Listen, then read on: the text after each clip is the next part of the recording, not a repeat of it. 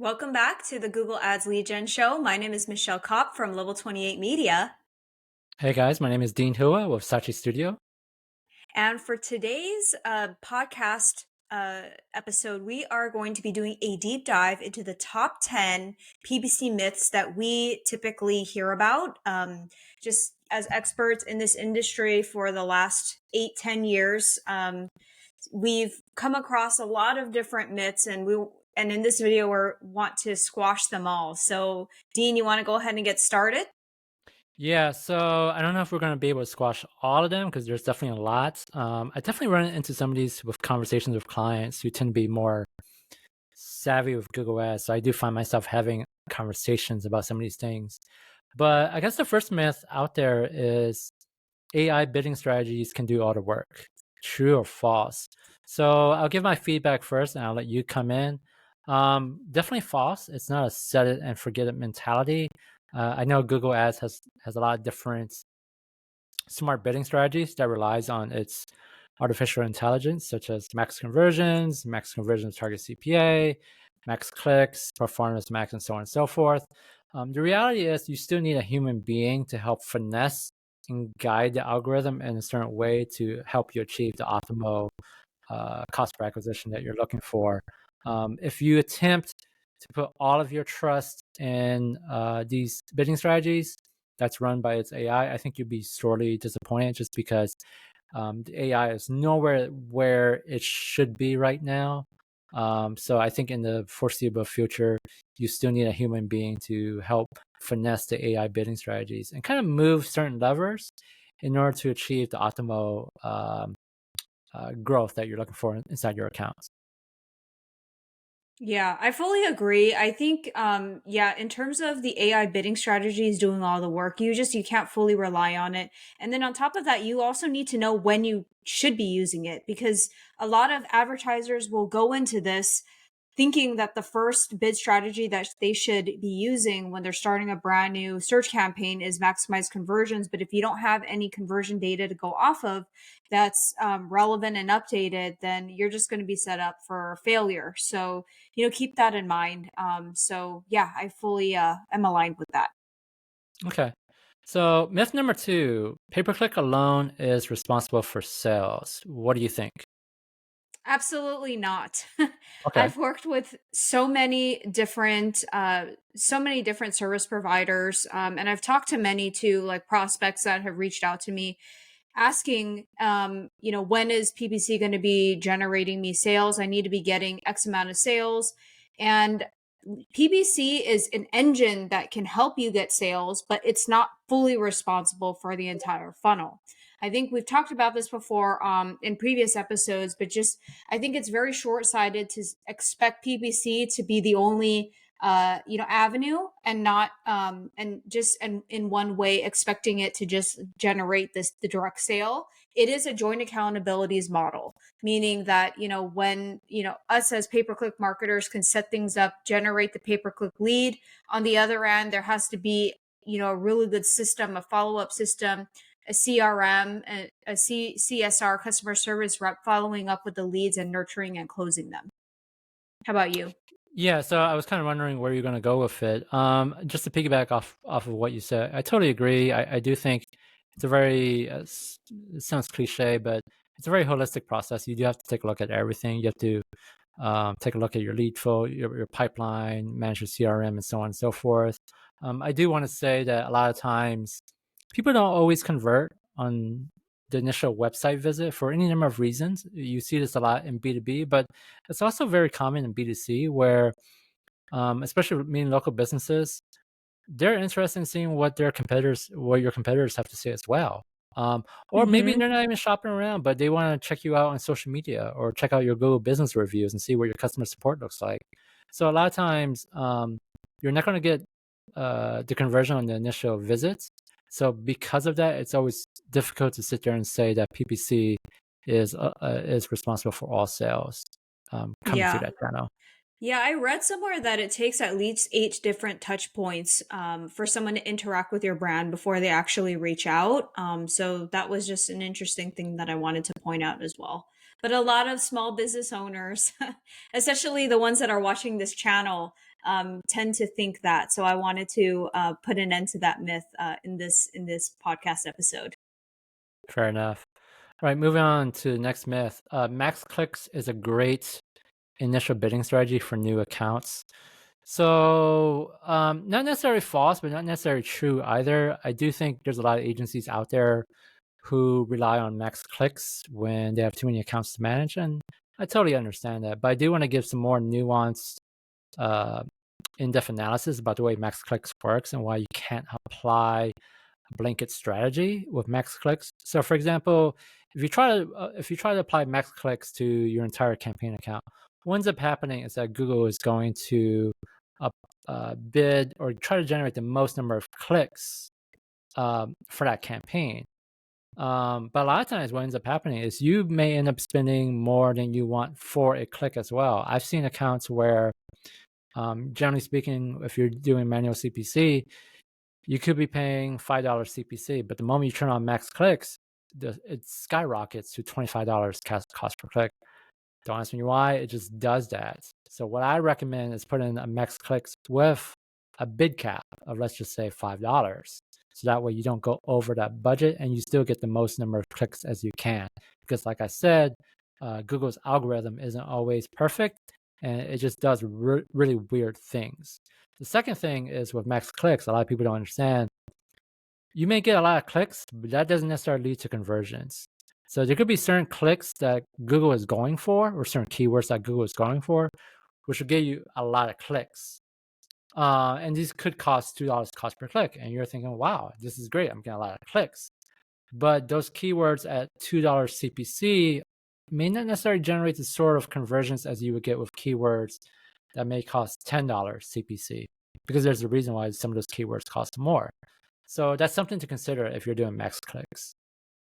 Yeah, I've worked with multiple accounts spending multi-millions where we would start campaigns with maximize clicks just because we wanted to get the volume of clicks up. So I don't necessarily think that max clicks is a bad bidding strategy, but I do agree that you have to watch it very, very, very carefully. And sometimes when you start with maximize clicks, a lot of times what you will see, not a lot of times, but sometimes you will see that it might take a little bit of time to kick it and get it going. So sometimes if maximize clicks isn't really working right away, I'll switch it to manual and bump it up, and then try to maneuver around it, because there have been times where I have seen maximize clicks not actually bringing in the volume right out of the gate. Totally agree. All right, next myth. Optimizing quality score is critical, and you should spend as much as you can optimizing on quality score. Absolutely false. And, speaking in, being in 2024, I think that this is definitely something that a lot of small business owners are wasting their time on. I think it's something that you should be paying attention to, but it's not something that you need to be really optimizing and spending too much time on. Just because there's factors like expected click through rate that's completely out of your control. And you can be spending hours upon hours and weeks on weeks trying to figure out how to get your expected click through rate to say good. But in fact, that's completely out of your control. And that also depends on your industry and the competitors in your space. So I think it's a good way to diagnose what you could be potentially be improving on in terms of your ad relevance and your landing page relevance. But it's not something that you really need to be spending time on to get perfect scores on in terms of your yeah, in terms of the quality score. What are your thoughts? Yeah, so I definitely agree that you should not be spending as much time as you want on just quality score when it comes to optimization. I think quality score was a great metric to take a look at 5 years ago. I certainly took a look at that. I had scripts that would measure quality score for all my keywords, and when it hit 7 out of 10, I'd be so excited. Um, but quality score today does not matter as much, partly because of the AI based bidding strategies that Google uses. In fact, you can take like some of your keywords that converts very well for customers, and they may have a really poor quality score. That's simply just because of Google's algorithm and how it works today in 2024 and heading forward. So again, Not saying you should ignore quality score, but I'm also saying you shouldn't worry too much Yeah, if it's not as good as you want it to be. exactly. It's a good indicator, but it's not something that you need to spend too much time on. At the end of the day, for anyone that's watching this video, what you need to be optimizing towards is just conversions, phone calls, and form submissions. Yep. All right. Next myth: people will convert immediately off the first visit. So 10 years ago, that used to be true. Maybe today, not so much. Let me explain why.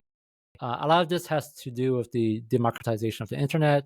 10 years ago, a lot of people didn't really have a lot of choices when it came to doing a search for, let's just say, a local doctor or whatever it is that they're looking for.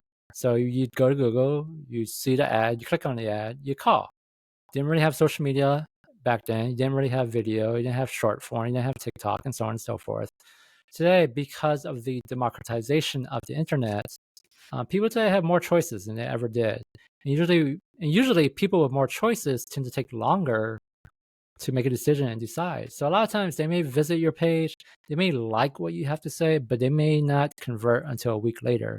And the gap between at that point versus a week later is because they're shopping around, they're doing their due diligence, they're taking a look at your social media, your Facebook page, reviews, and so on and so forth, as well as talking to competitors. So that's why a lot of times you may not convert as quickly as you'd want. Yeah, I'd say that the only big exception to this would probably be service providers that serve industries that are more emergency based. Think locksmiths, garage door repair, any type of repair, water restoration, that type of thing.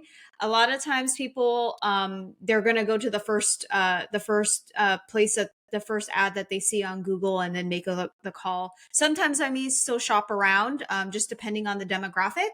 But a lot of times they will, make that phone call because it is an emergency situation. Yep. Next myth. I'm going to start with a very low budget of say $10 a day and raise it if I get results. What is wrong with this methodology, Michelle? Yeah, there's a lot that's wrong with this. So in regards to this, setting a budget with Google, it's not just something that you can just like pull, a random number out of your head and just say, okay, this is what I want to start with, and especially a very low number because you're pretty much not putting enough gas in the car to get anywhere. So you really need to start and do your due diligence, do research on what the minimal budget should be in the targeted area that you are wanting to serve and attract leads from. Look at where your average cost per click should be. Do the backwards math to figure out what your budget should be. And if you have any questions about that, I do have a video. I can drop it in the description where you can check it out on how to calculate what your ad should be. But when you're not funding enough budget, you're just not going to get anywhere. And to expect that you're going to be able to get enough leads in order to make it worthwhile and get your quote unquote return on investment back, quickly, it's not really a situation that's going to, become true. So I wanted to get your feedback on that as well.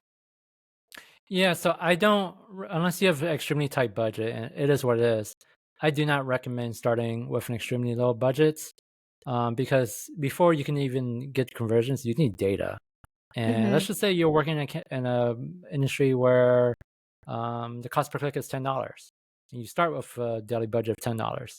So You only basic get one math click. dictate you only get one click. That's basic math, right? So figure out how long is it going to take you to really get enough data based on one click per day. That's going to take forever. And a lot of people will quit after 1 week and say, oh, well, Google Ads didn't work for me. It's not that Google Ads didn't work. You just didn't make the campaigns work correctly. So Hmm. ideally, if you have an ideal budget, really you want to pour in as much as you can initially to collect data before you can then make a decision as to what works or what doesn't work.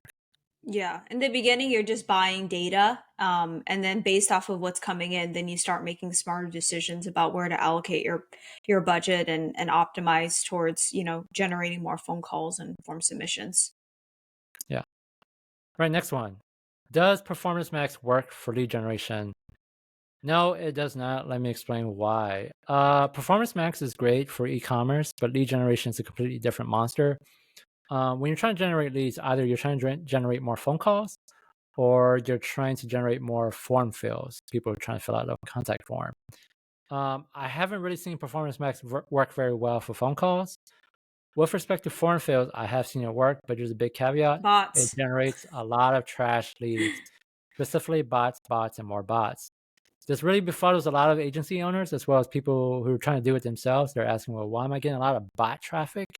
If you don't know what bot traffic forms look like, it's basically a bot filling out a form, and the message the message section of the contact form just has a bunch of gibberish. The reality is that there's a lot of bot traffic on the internet. Okay, they're indexing a lot of these websites as forms. They're finding out through your Google ad. They're clicking on the ad, and they're filling out the form for whatever sort of reason. Because of that, I don't see Performance Max ever working for lead generation unless Google finds a magical way of preventing bot traffic on the internet. That's why I don't recommend Pmax for lead generation. Yeah. I particularly dislike Pmax for lead generation because you can't see you can't see any level of transparency. And in terms of like looking at where your ads were placed, they only really show you like impressions. If you want to see like placements on the display network or wherever they serve your ads throughout the Google universe, and that doesn't really tell you anything in order to make a smart decision. And at the end of the day, Google wants to make it as easy as putting money in a slot machine and hoping that you're gonna win $1 million coming out of it. So there's really not enough level of transparency coming from Pmax in order to really, get and make smart decisions about how to optimize and get great results. And a lot of times, if you do run a Performance Max campaign for lead gen and you are seeing great results, a lot of times it's because it's being inflated by branded terms, Yeah. and you can't see that level of transparency coming through, unfortunately. Manual CPC is dead in 2024. What do you think? Absolutely not. So I had mentioned that, when I start with campaigns in the past and actually still currently, I always start, especially if it's a brand new campaign that has no data, typically we'll start with a manual CPC bid strategy. Google's making it more challenging to find the button to press for maximize for manual CPC, but it's certainly not dead. There's a time and place for it, especially when you're starting new campaigns, especially on branded campaigns. A lot of times I see advertisers use smart bidding strategies on their branded campaigns. I typically see that inflating their CPCs more than they really need to pay. But when you set it to manual, you can have a better control over that. And on top of that, if you're doing any competitor conquesting types of campaigns, I think that that's also a good strategy as well. How about you? Is Manual CPC dead in 2024? No. Let me explain why. Manual CPC works many times for a lot of campaigns where they just don't generate enough conversions for any number of reasons, usually budgetary reasons. So if you're limited by budget, there will always be a need for manual CPC to bid manually. I have a lot of accounts where they're only spending $3,000 or less. And in those accounts, I micromanage the accounts on a month-to-month basis. And they still perform very, very well. The moment I try to turn some of these accounts into an AI-based bidding strategy, such as max conversions, the account completely bombs. I tell the client's like, okay, well, let's just go back to manual CPC. And they're happy about it because they still get leads. So there'll always be a need for manual CPC as long as Google allows it. Great. Next one. I can't compete with national advertisers and their big budgets. So for this one, I would say it really depends on the industry that you're in. But for the most part, I would say, if you have a sufficient budget, it just really depends on what what your goals are, right? But I would say it's possible to compete with them because a lot of times with these national advertisers, they have big budgets, but then it's spread across multiple different areas, across, let's say, the entire US. But if you're, just focused on, let's say, the Las Vegas area, you could concentrate your $3,000-5,000 just in there versus these national advertisers spending their multi-million dollars and dropping $100 here, $100 there, or a little $1,000 here and that $1,000 there across the entire US. So I've had clients compete with Intuit, Sage, like huge accounting software companies, and still come up on top because they're concentrating their ad budget on a very small subset of like a small geography rather than going wide and casting a wide net. What's your answer to this? Yeah, so to the question, can you compete with national advertisers in their big budgets with Google Ads? Yes, you absolutely can. I have plenty of experience doing this in the lead gen space. I'll give you one example. Again, a CPA client of mine, we wanted to run Google Ads during tax season. If you know anything about tax season advertising, all the national advertisers come out. Mm-hmm. We absolutely crushed it against the national advertisers with a very small, I believe, $2,000 a month budget, which was more than adequate for her. And the reason being is that um, most of these national advertisers, to give an analogy, they're fishing in a really big ocean, Mm-hmm. right? Whereas my client, she's focused on a very small Concentrating. niche, a very small local area, a small pond or lake, if you will. And because of that, there isn't that much competition. So you can absolutely compete against big national advertisers if you're smart about your allocation and where you want to focus your hard-earned dollars. Yes. All right.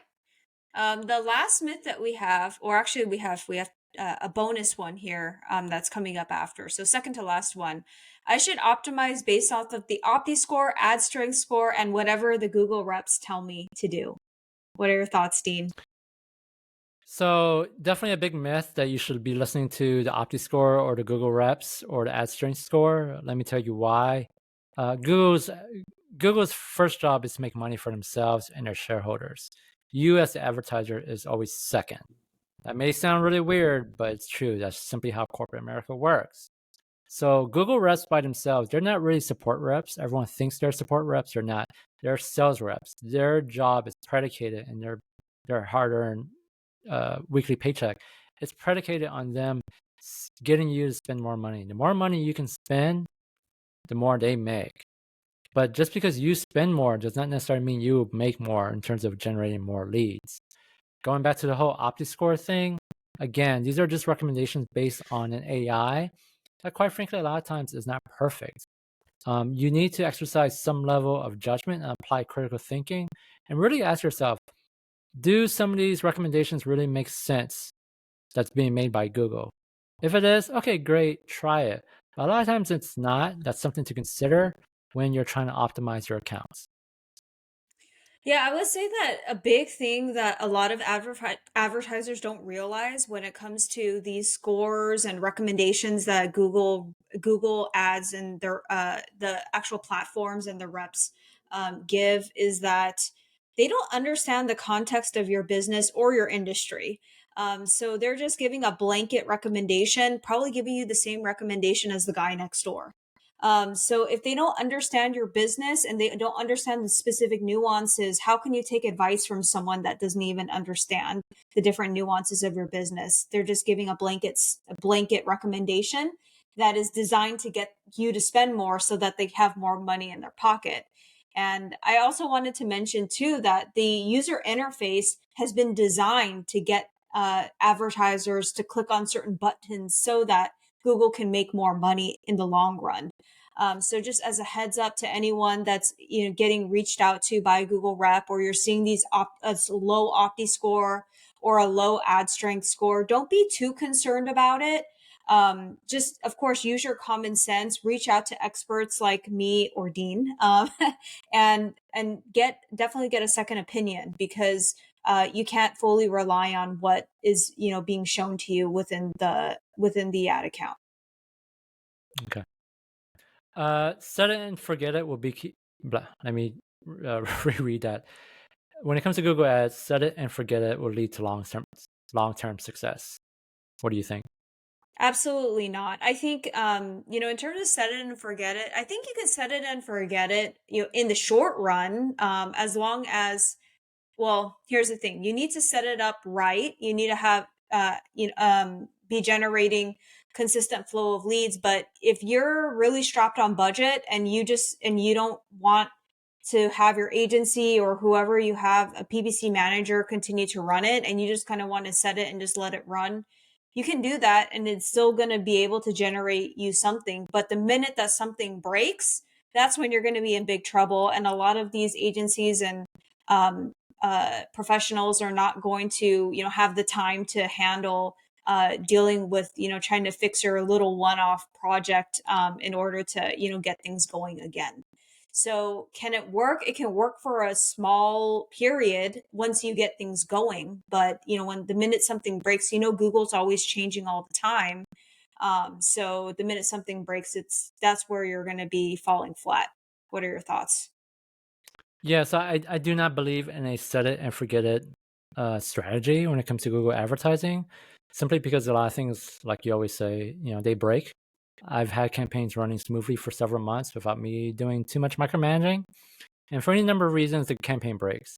Either new trash keywords start to creep into these verticals that we were competing, and I need to pay attention to it, or things could be cyclical. And I'm running a Mm-hmm. max conversion strategy on a client, but things all of a sudden we're not generating enough conversions because of a slow season that's coming in. Mm-hmm. What do you do then, right? Do you sit Mm-hmm. there and let it keep running and keep wasting money, or do you decide to step in and make the proper adjustments?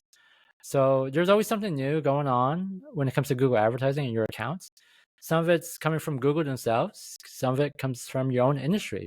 Some of it's just completely inexplicable. Mm-hmm. But regardless of what the reasons are, you always have to maintain a constant eye on your account and make sure that it's running smoothly. But it's never really a set it and forget it strategy. All right. Well, that pretty much wraps up all the myths that we have for this podcast episode. If you had any questions or wanted to chime in, feel free to drop them in the comments below, and we'll see you in the next one. Thank you. All right. Later, guys. Bye.